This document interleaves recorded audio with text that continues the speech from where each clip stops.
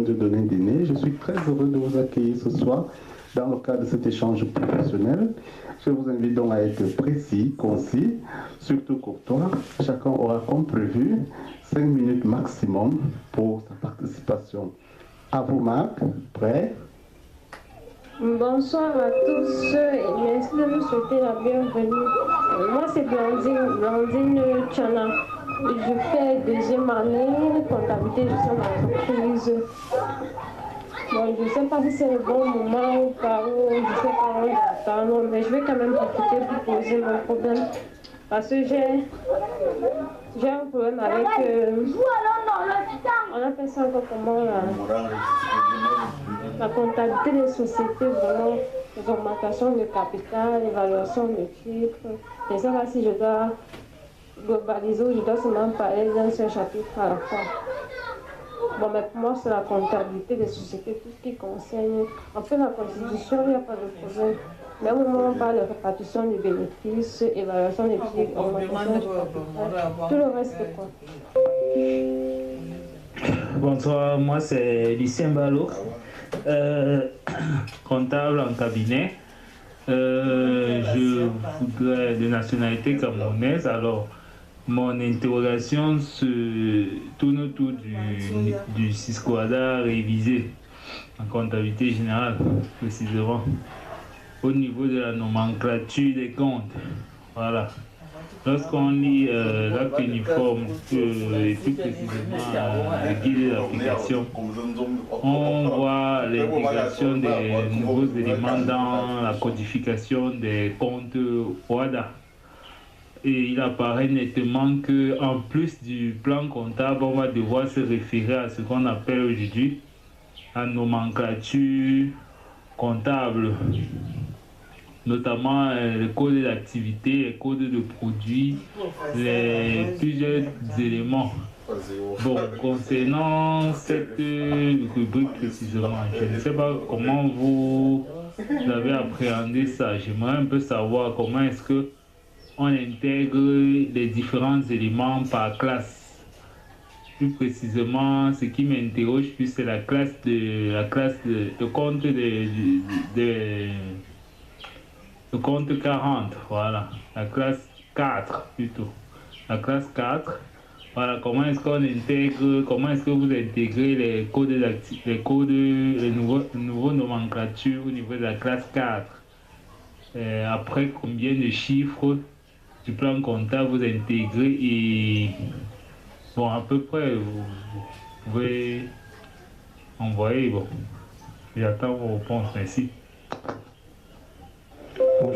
Bonsoir à tous, je me présente Nicolas Olivier. Je suis détenteur d'un Master 2 en comptabilité contrôle audit.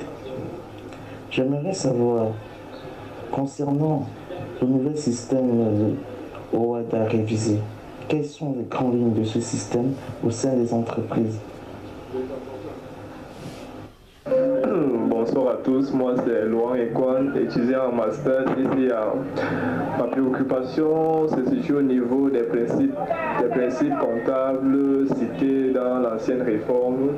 J'aimerais savoir si ces principes sont encore en application dans la nouvelle réforme, dans le Sisquada révisé, et sinon quels sont les principes évoqués dans la nouvelle réforme. Merci. Bonsoir la grande famille. Moi c'est Doris Dizo. Je suis entrepreneur et licenciée en CCA. J'ai un petit souci sur la fiscalité.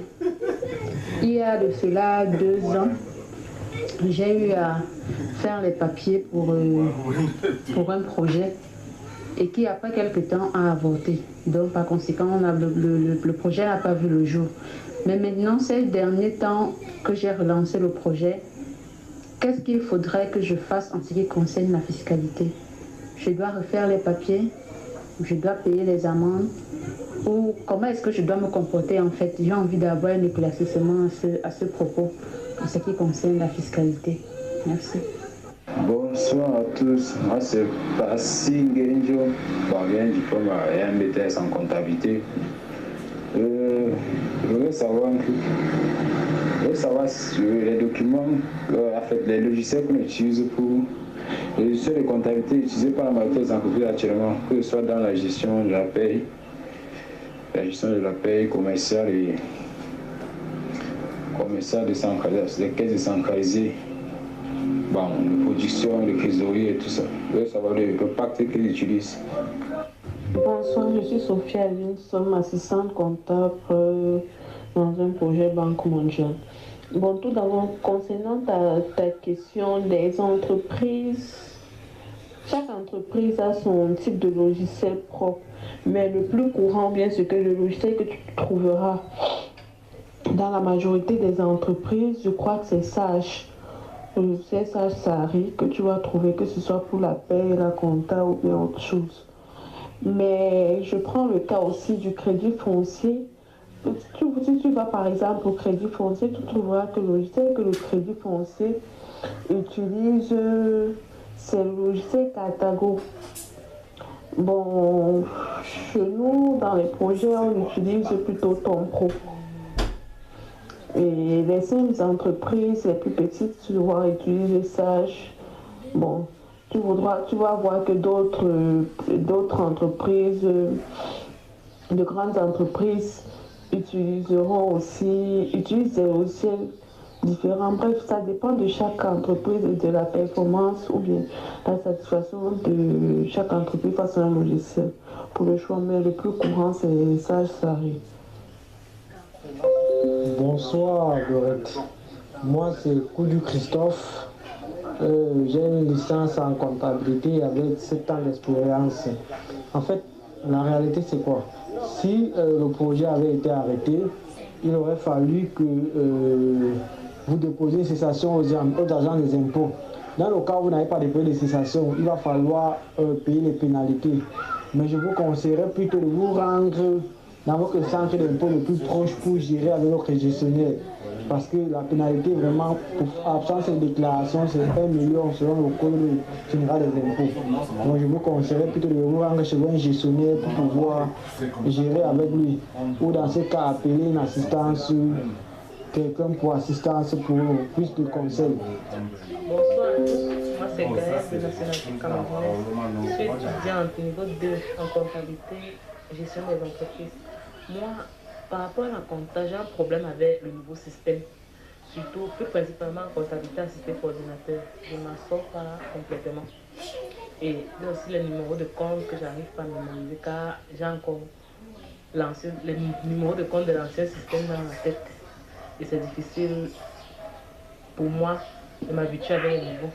J'ai compris la préoccupation de Doris tout à l'heure. Je crois qu'elle disait que le projet, elle voulait mettre sur pied son projet et son projet n'a pas vu le jour. Ils n'ont pas pu... Bref, elle n'a pas mis le projet sur pied. Et je crois que si c'est vraiment ça, qu'elle n'a pas mis son projet sur pied, je ne crois pas qu'on puisse parler de pénalité, de quoi que ce soit au niveau des impôts. Par contre, je suis tout à fait d'accord avec toi. Si jamais ils ont commencé à exercer et puis l'activité s'est arrêtée, sans toutefois qu'il y ait eu déclaration ou bien qu'ils ont des retards ou je ne sais pas. Là, oui, ils seront frappés de pénalités à hauteur d'1 million, comme tu le disais tout à l'heure. Mais si le projet, c'était juste sur papier, donc genre, elle concevait le projet et ça n'a pas vu le jour, elle va recommencer simplement la procédure à zéro. Elle ne sera pas frappée de pénalités. Bon, je pense. Je le dis encore, en fait, la réalité, c'est quoi? Lorsque vous partez créer une entreprise, si l'entreprise a été créée, c'est la date de création qui est sur le registre de commerce. À partir de la date de création, le mois prochain, l'entreprise doit déclarer. Quel que soit, si vous n'avez pas fait d'activité, là vous déposez une déclaration néant. Donc si vous n'avez pas eu d'activité, le mois où vous créez votre entreprise, le mois prochain, vous déposez une déclaration néant. Je tiens à rappeler que la date de création de l'entreprise, le mois qui suit, l'entreprise doit déclarer, même si l'entreprise n'a pas regardé les chiffres d'affaires, il doit déclarer un chiffre d'affaires néant.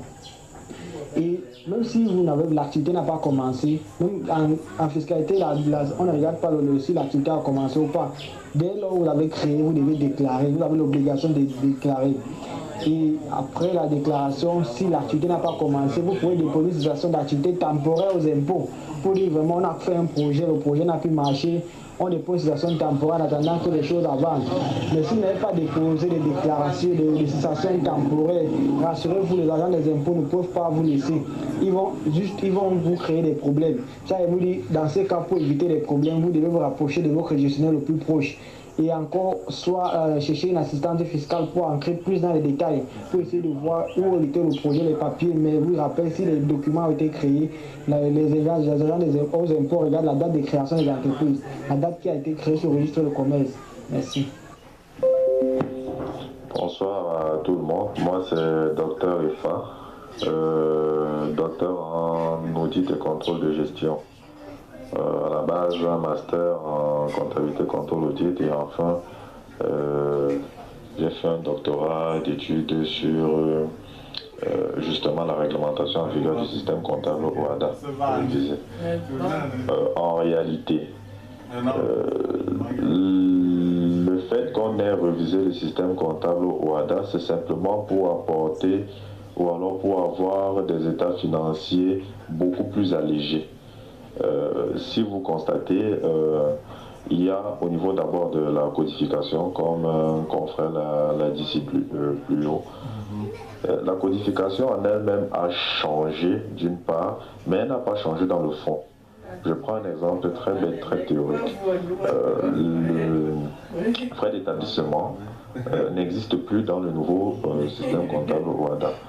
On remplace maintenant le frais d'établissement par ce qu'on appelle les frais de développement. Pareil pour service extérieur A à l'époque, service extérieur B. Ça a changé avec service extérieur et autres services extérieurs. Ça, c'est d'une part. Maintenant, il y a, pour avoir des comptes allégés, il y a par exemple, comme un autre l'a dit tout à l'heure, les transports sur achat. Transport sur achat a totalement disparu. Transport sur achat n'existe plus, mais c'était le compte, je crois, 611, si je ne me trompe pas. Maintenant, c'est 6000 et poussières. Mais maintenant, ça, c'est pour dissocier effectivement le fait que l'achat ou alors le transport soit à la charge de l'acheteur, qu'on l'impute directement dans l'achat de la marchandise ou bien de la matière première ou bien d'autres fournitures. Donc, en réalité, c'est ça. Maintenant, le transport suivant, lui, il est plutôt resté. Maintenant, il y a plutôt un impact au niveau de la fiscalité, de la comptabilité, de la fiscalité. Vous savez que c'est deux mondes totalement différents. Dans la mesure où même la fiscalité en elle-même a changé. Par exemple, l'assiette, comment on va dire ça? Par exemple, là, je ne m'y connais pas trop bien, parce que ce n'est pas mon domaine de la fiscalité, mais je sais qu'il y a l'assiette de l'impôt qui a sûrement changé. Ça, je vais mieux me renseigner, mieux lire des documents vis-à-vis de ça, mais en ce qui concerne la comptabilité, le nouveau système comptable au Rwanda, dans le fond en lui-même, ça n'a pas changé. Tant que les principes comptables sont là, vous saurez déjà comment manipuler ceci et cela. Ça, c'est pour moi. Maintenant, dans la comptabilité assistée par ordinateur, il est très clair que, étant donné que les numéros de compte ont changé et il faut les matérialiser dans le nouveau système comptable OHADA, il est clair que dans les ACE, dans la comptabilité, dans le CAO, comptabilité assistée par ordinateur, tu dois mémoriser. Et encore, quand tu dis même mémoriser, je crois que tu as un plan comptable qui te servira de référence en fait. Donc, c'était ma modeste contribution à ça. Oui, allô? Bon, mademoiselle, je ne sais pas très bien qui, moi c'est toujours le docteur Efa. En ce qui concerne la comptabilité des sociétés, elle n'est même pas très difficile, elle n'est pas très compliquée, elle n'est pas complexe. Surtout en ce qui concerne la répartition du bénéfice. Le bénéfice, il est clair que avant même d'arriver même à la répartition du bénéfice, il faudrait d'abord savoir quel est le comportement de tout entrepreneur lorsque le bénéfice est déficitaire ou alors lorsqu'il est excellent. Lorsque le résultat est déficitaire, c'est-à-dire on a une perte, et lorsque le résultat est bénéficiaire, ça c'est qu'on a un bénéfice. Bon, en réalité, c'est pour dire que il faudrait d'abord savoir dans quel type de société est-ce qu'on est. Est-ce que c'est dans les SNC, est-ce que c'est dans les SAL, est-ce que c'est dans les SA et tout ça là.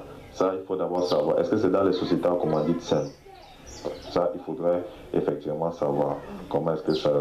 Et il faudrait savoir maintenant en fait, quand on parle du type de société, c'est pour savoir comment est-ce qu'on a libéré le capital au départ. Okay, parce qu'on sait qu'il y a certains types de sociétés qui libèrent le capital avec le minimum légal, qui est le quart du capital social. Donc, je sais que ta préoccupation, c'est pour toute la comptabilité des sociétés. Je ne sais pas où est-ce que tu te situes, parce que j'ai un document qui peut t'aider. Je te le donne juste. Hein.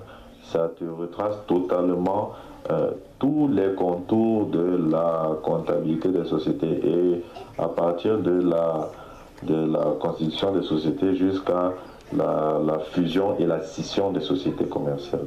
Donc en réalité, ça dépend de toi. Bonsoir. En fait, moi je travaille en freelance comme comptable.